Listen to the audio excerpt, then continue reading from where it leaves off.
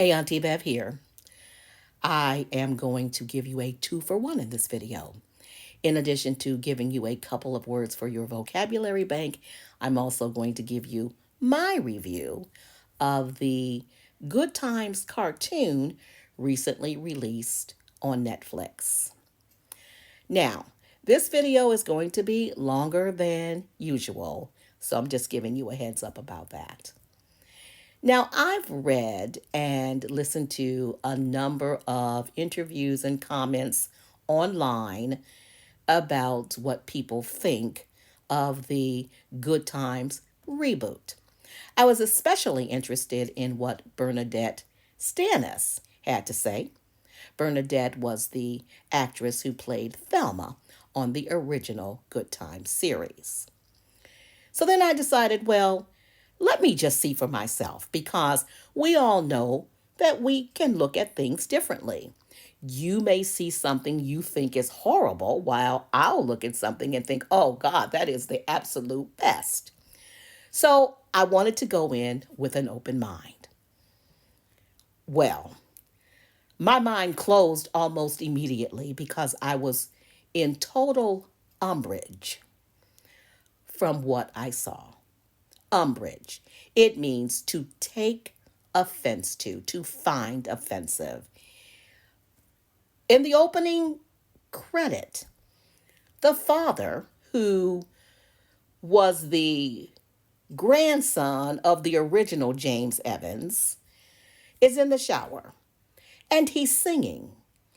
And there's a cockroach outside of the shower singing along with him.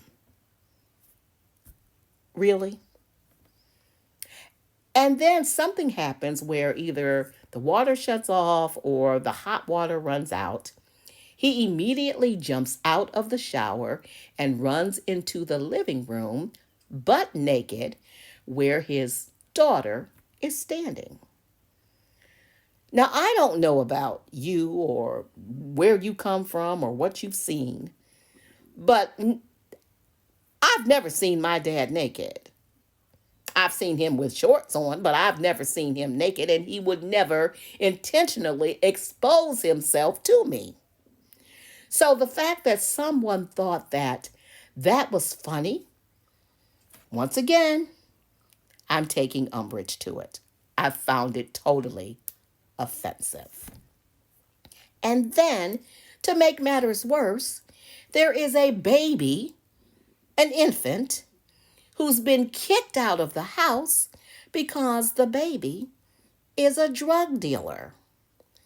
So someone thought that it would be cute, creative, to show a baby in the projects, rejected by the family, kicked out of the house while the baby is a successful drug dealer in the hood.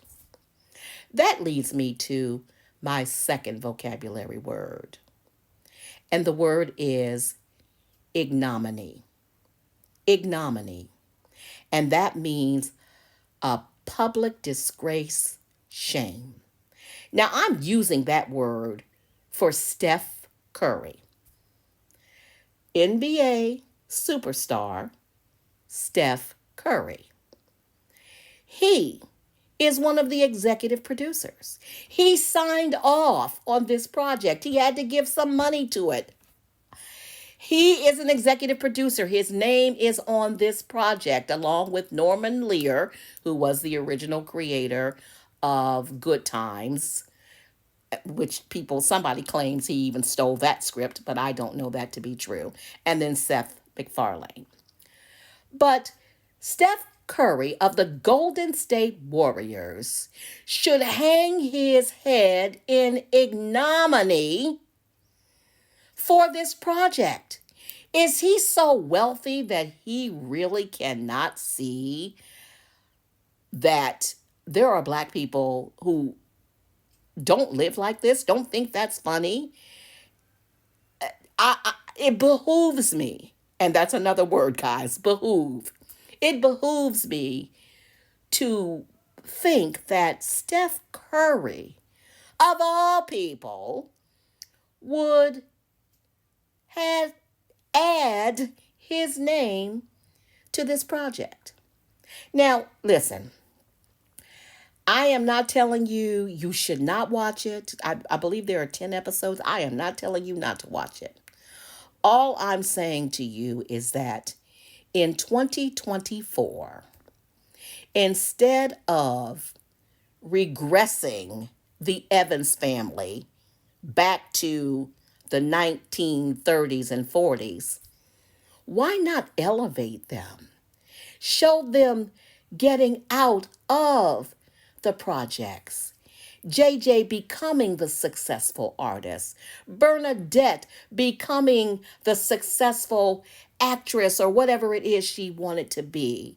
Showing, well, James Evans died in the original Good Times, so I don't know how they, well, showing the grandson, you know, taking on something of his father and pushing it forward.